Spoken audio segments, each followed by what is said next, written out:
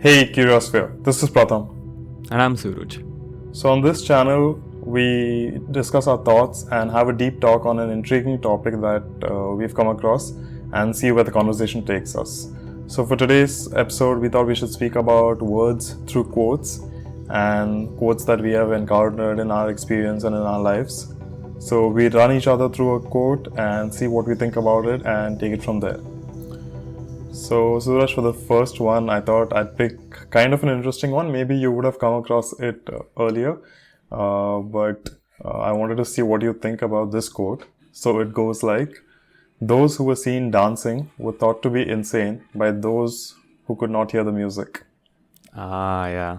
One of my favorites. Yeah, Yeah, this definitely. what do you think about it? Yeah, I mean, even the first time that I heard this, it definitely resonated with me. And it tells you how much important the context is and to know the full picture. Yeah. But like, what do you think? I mean, when I heard it or when I came across it, I also kind of thought a little bit about, the kind of like some people believe in few things, like destiny or God or a few things, but others don't. And it could kind of be taken in that respect also, that some of them were thought to be insane by those who could not hear the music. Yeah. So what do you think about that? Yeah, I mean, it definitely applies to that as well. But then I feel the purpose of science is to figure out if there is a music to which people are Right. dancing. Yeah. Yeah. So, what else did you think about that? Did you think about it only in the perspective of,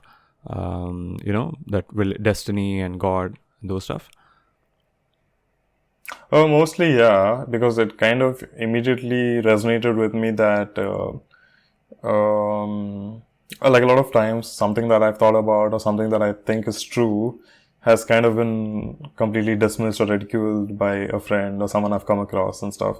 So for me, it kind of resonated immediately with that side of it. And, like for example, if I do think destiny is true and, or if there is some kind of a creator or anything like that, and if I would put forward an argument with that, even if I didn't fully agree with it, just to kind of see where the argument would take us, but sometimes like they wouldn't really get it or they wouldn't understand. So I would just think that, okay, maybe it's just my point of view or something like that I've come across. So yeah, I thought of it in that respect. Okay, cool. Yeah, I mean, it definitely applies to that as well. And it's a pretty deep quote, I feel. Yeah. So what do you have for me? Yeah, so actually, this is something related to art. Okay, the quote goes something like this: You need most classes to know how to live your life, but you need art to make life worth living. Oh, okay. Nice. Yeah. Pretty What do you deep. think about that? Yeah. I think there's a lot of quotes that kind of stress upon the resonance of art with life. And I feel kind of in a way the culture of our country reflects that in terms of how art imitates life and vice versa. But yeah, I've come across quite a few quotes that kind of, speak about the necessity for art in terms of signifying the importance of life and displaying it and demonstrating it in all its glory. Yeah. Yeah, so that's what I take away from it. So actually, What about I wanted to ask you this. Do you feel, because many philosophers have stressed on the importance of art, including Arthur Schopenhauer, from whom I'll be deriving my next dark quotes, but do you feel maybe the purpose of human life, apart from, say, if you strip away all the things that are making us, just go for money? So say something like you need to start with your agriculture, but that's just to feed your stomach. And then you have economics, you have politics, that's to guard you, and you have like the policing force. So you have all these domains in life, but I feel they're just add-ons for the life that you'll actually be living. So then I'll be thinking, what are you living your life for?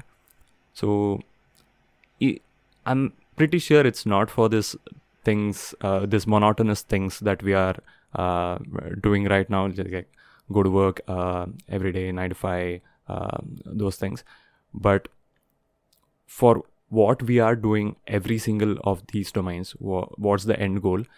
I feel maybe it could be art. Like, what do you think about that? Maybe it could be art. Mm-hmm. It depends, I guess. I don't know. I think, like from a book I read recently, it kind of showed that even the experiences that you go through, like generally people are looking for a purpose in life or to do something more significant, but not realizing that what you are doing itself is life. Like that is living.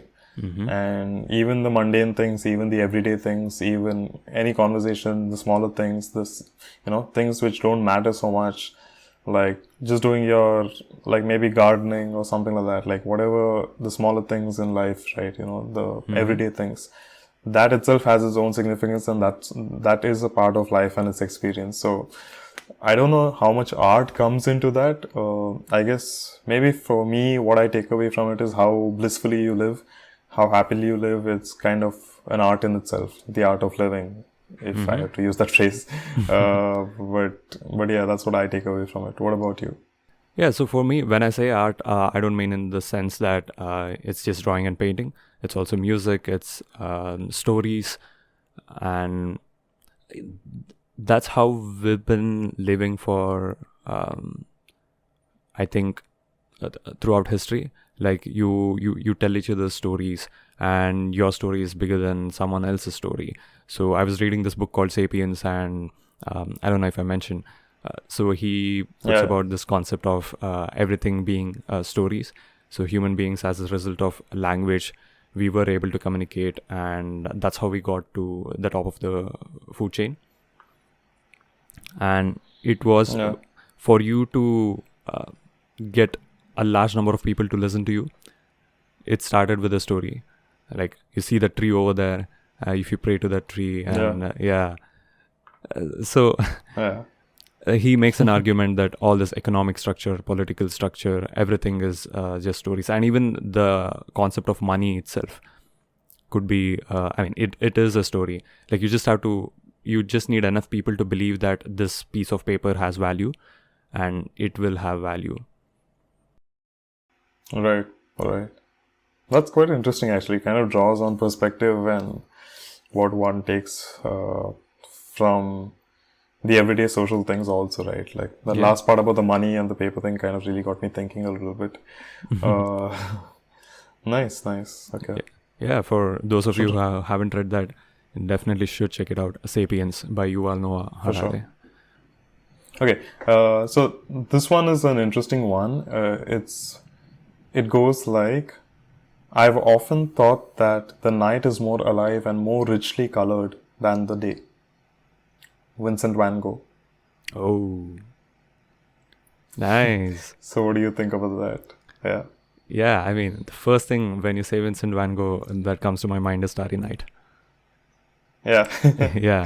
I knew you'd say that. Yeah, so I'm pretty sure that guy had affinity towards night, and so do I. I feel through the darkness, when you see those little dots of stars, it definitely pops out in the night. Stars and planets, comets. It definitely pops out, and it's one of the it's a sight to see. So I definitely agree with him. Right. What about you? Yeah. Well, my take on it is basically like I really resonate with it because I always feel like I get much more creative at the night time, even though I'd like to have a routine where I wake up early and do a lot through the day, and by the time it's evening, I'm done with my day and I have time to relax. But still, I feel like when I want to write something or I want to read something or maybe draw or paint or something, like anything creative, I feel like I want that darkness and that quiet space and close all the doors, windows in my room and just sit in the corner and create something. So with that respect, I've always felt that. And there's one more perspective. Like I've heard one of these spiritual leaders say that, if you notice, you'll find it much easier to open up during the night.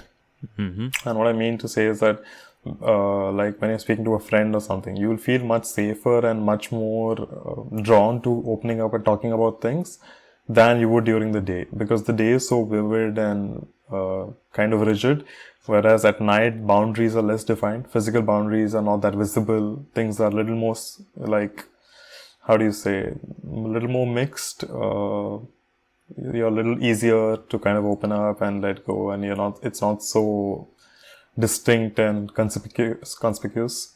So that's also something I kind of relate with this quote. Yeah, for sure. Because our one of our contenders for the podcast name was 2 a.m. Thoughts. That's Right. Yeah, that's because we would open up and like have all this deep philosophical discussions during those times. And yeah, I totally agree with it. And it feels like in the night, all the voices in your head and the voices outside, like it just takes a back seat, and it just lets you exactly. be you at that time. Yeah. Awesome. Okay, cool. So one of my next quotes is by Muhammad Ali. So it goes like this: "It isn't the mountain ahead to climb that wears you down, but it's the pebble in your shoe." Wow, nice. Yeah. So what do you think about it? Yeah, I mean, I don't think I can add anything more to that. But yeah, I kind of see where he's coming from for that. And often people kind of, like, at least like my first impression that I take away from it is that people often kind of worry about different things, and what they don't realize is something else is going to be a bigger barrier than what they imagine to be. And most people give up on the journey without even thinking what could be the difficulty and what seems obvious and what doesn't. But yeah, it's all a matter of perspective. Yeah, I totally agree with it. And for me, like what I see it is as something, when you're trying to achieve something, it might not be that thing itself, but it's that incessant tiny thing that keeps coming back at you. And that's what will slow you down. Maybe your lack of discipline. Yeah, for sure. Some tiny things. Yeah, related to that, I have one quote for you. So it goes something like, "Ever tried, ever failed, no matter. Try again, fail better." Yeah. This definitely resonates with me because I had something similar that I was going off on, which is rather try and fail than not try and regret later. So basically, this is what motivated me to, take on my startup journey back when I was in India. So even if I, didn't succeed at it, it was fine. Like I still wanted to give it a shot. And like, yeah, I got a ton of experience from it. So it does resonate with me personally. Yeah. Nice. That's really cool.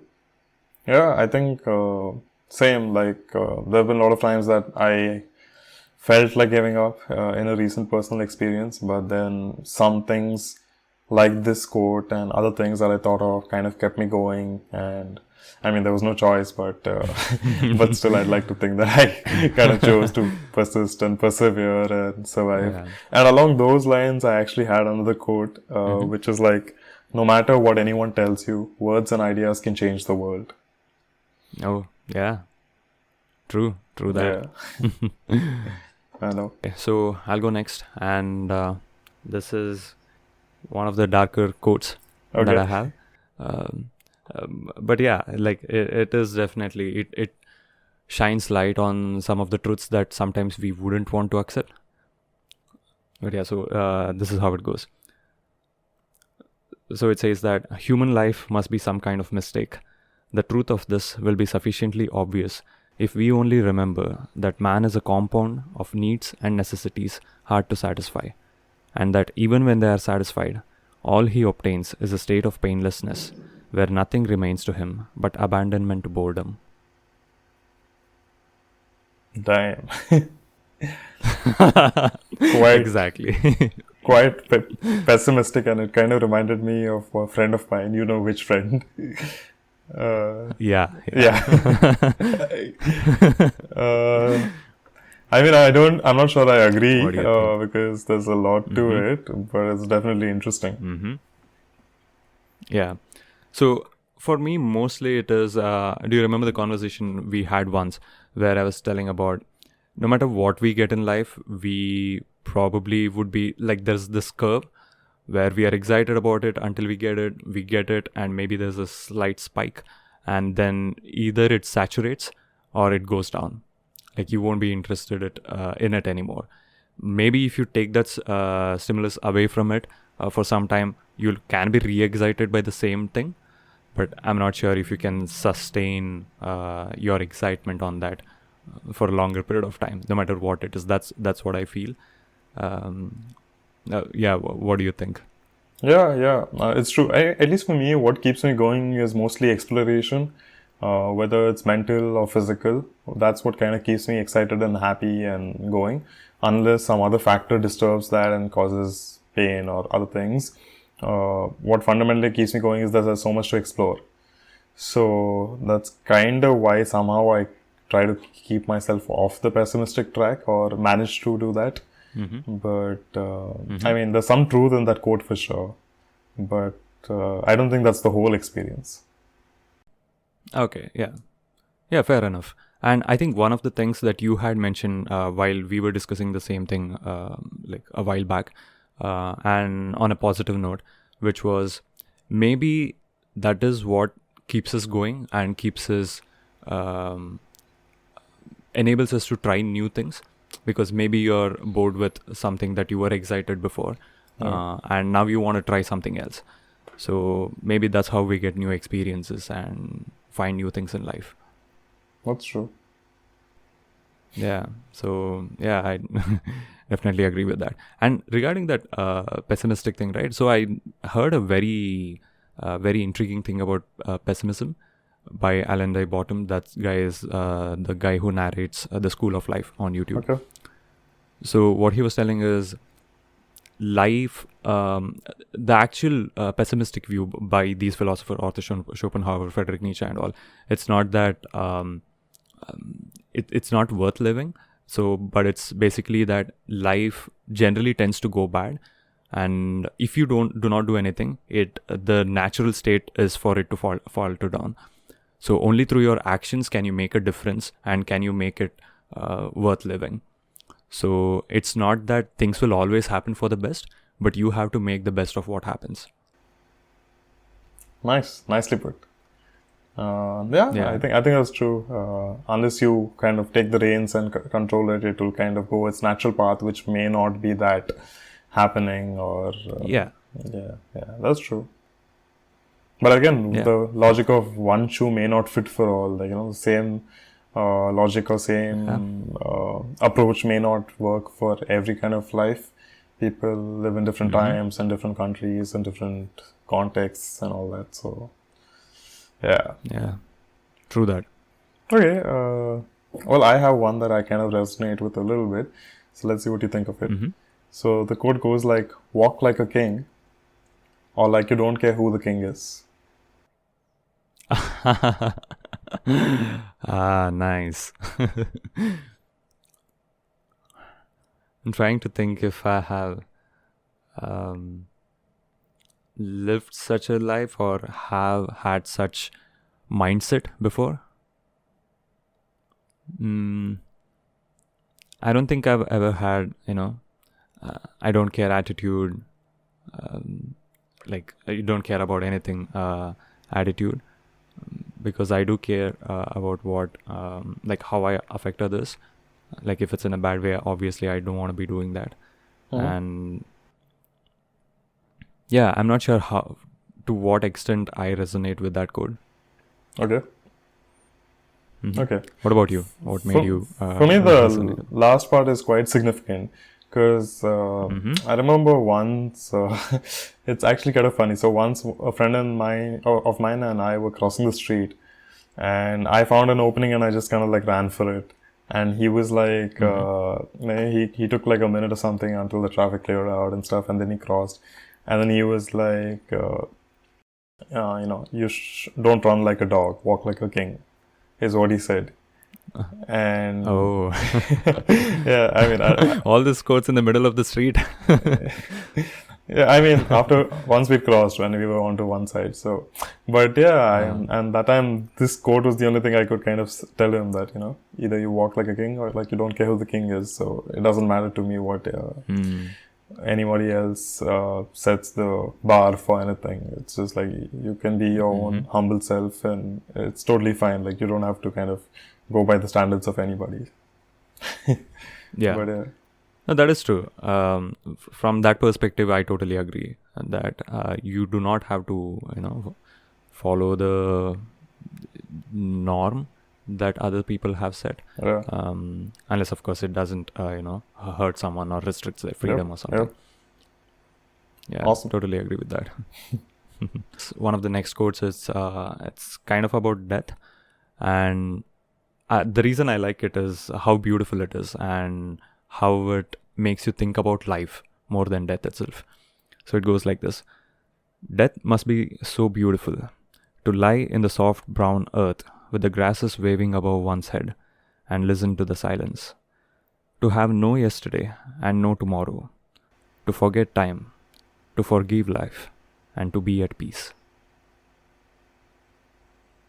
Just when you were saying that, I was just like closing my eyes and kind of trying to be peaceful. Wow, it kind of really makes you feel that. Yeah. Yeah, it's by Oscar Wilde. Yeah. Why am I not surprised?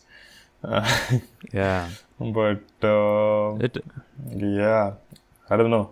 I guess some things you know best by experience, but it's something to. I guess the perils of this life won't follow you, hopefully, into whatever awaits you after that. Yes, true. And like I just love how poetic it is, and how it makes you think about life, how it makes you look back, Right. and maybe live more right now in the present. Right. Yeah, for sure. And kind of doesn't make it seem so dark. Usually, most connotations Yeah. with death are dark, but this one seems not so, not so pessimistic. So, okay. So, What do you have?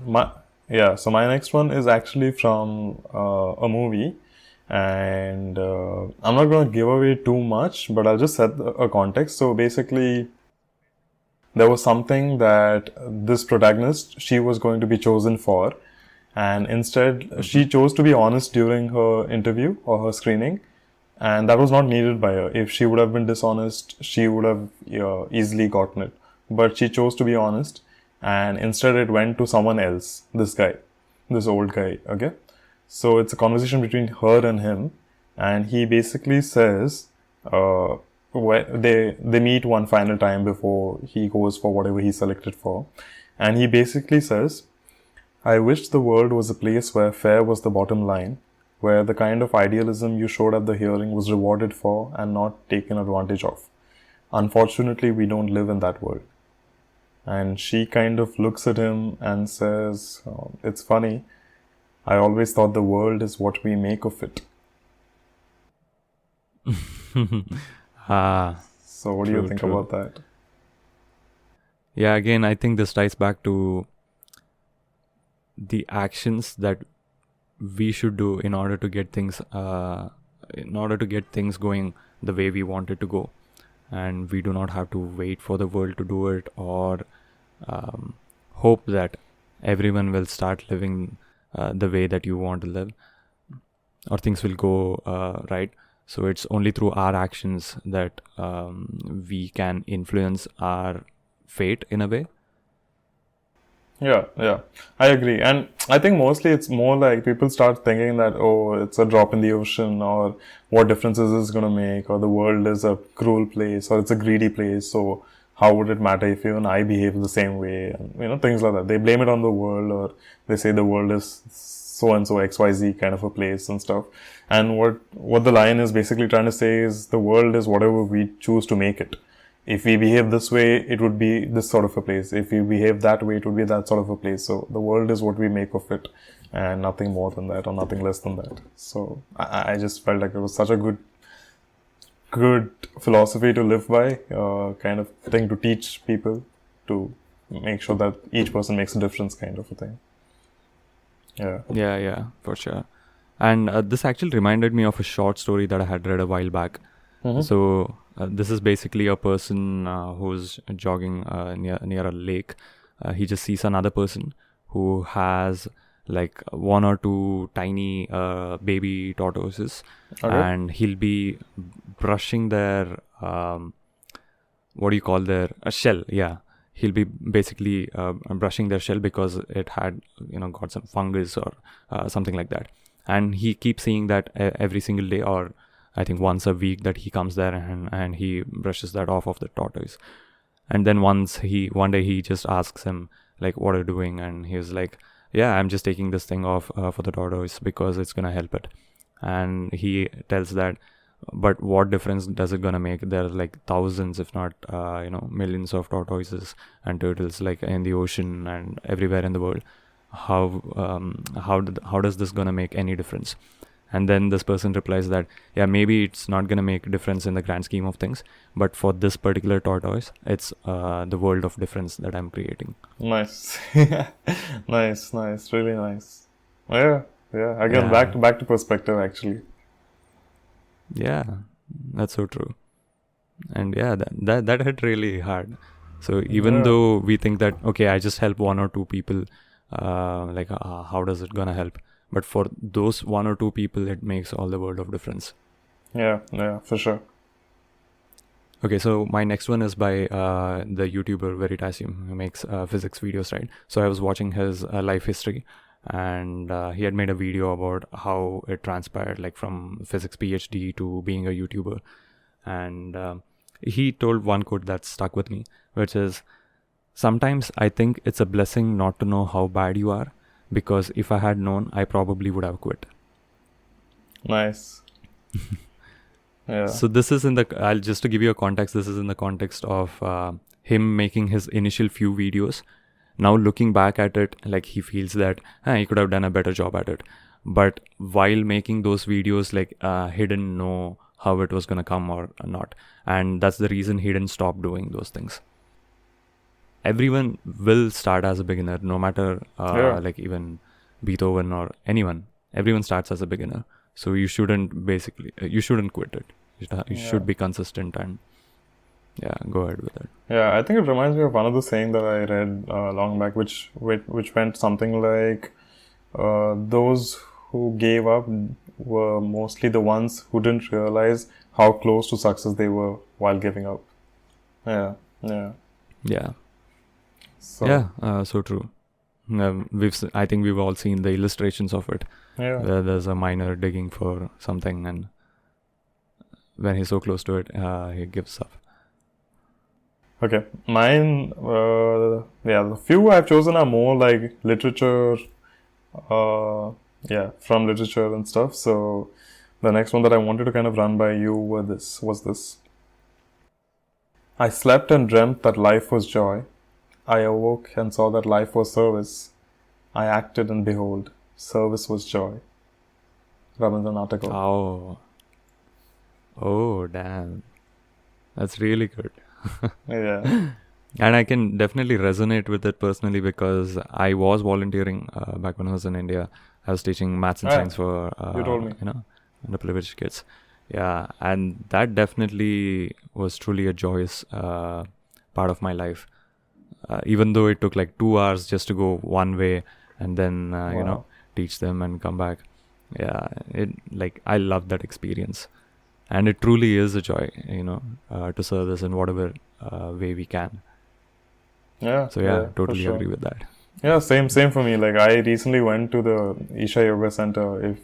I told you, right? Yeah. Mm-hmm. So and there I volunteered as well, and for one evening I was serving food to like I think 400-500 people probably that we served food for. Yeah, and it took like a couple of hours, more than a couple of hours I think, to lay down the plates and the glasses and serve them food and everything. And I don't know, just the feeling of doing it was so pleasant and blissful that I was so happy that I was doing it.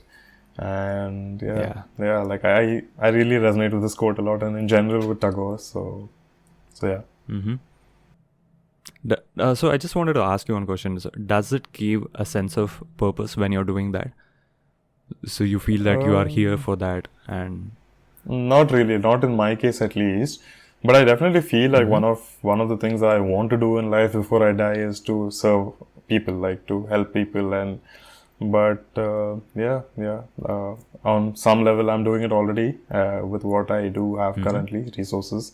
But I do want to make it a bigger impact. So as and when I get to better stature or better place in life, I'll be able to help them more. But I don't think of it as a purpose. Yes, at least so far I haven't.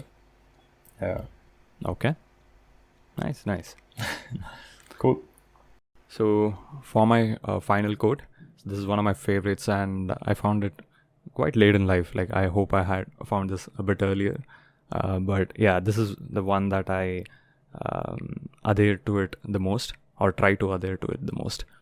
Okay. So it goes like this. Grant me the serenity to accept the things that I cannot change, and the courage to change the things that I can, but the wisdom to know the difference. Come across this before. Yeah. What do you think? Kind of rendered me speechless a little bit with that, but I think it's just like some things you come across and then you forget to remember them, and this is one of those things for me where I wish I remember this a little more in some critical times in my life. And I think one of the best advice someone has given me is to kind of, or I don't know whether it was a particular person, but that I came across was something like to kind of understand that there are things that you can't change, that's not in our control. Maybe be negative about it for like a few minutes. Give yourself that time that, okay, I'm just going to talk about it for like the next 5 minutes and then be done with it. So to know the things you can't change and to accept it. And then, of course, the wisdom to know the difference. Yeah. So pretty cool. What do you think? Yeah, I think one of the most important aspects of this quote for me is also that everyone would have experienced this at some point in their life where they want to change something so badly, but it probably is too late at that point, or they do not have the resources or the means to do anything at that particular point. And this quote maybe it doesn't tell you how to let go, but at least it gives you a sense of acceptance that there are things that you cannot change, and we probably we can hope that we have that serenity or that calmness to just accept that. Find solace in that. Find solace in that. That's true. And regarding the second part, which is having the courage to change the things that we actually can, that it's self-explanatory, and it is we need to have that. But again, the third part, with the wisdom to know the difference, I feel that only comes through experiences in life. Yep, true. Okay, so the last one that I have is one of my favorites. It's something I came across quite long back, and it's always made me think a lot. And just the in terms of the context, I always think of it in the context of humans, truth, universe, cosmos, nature, and the analogy with which it draws.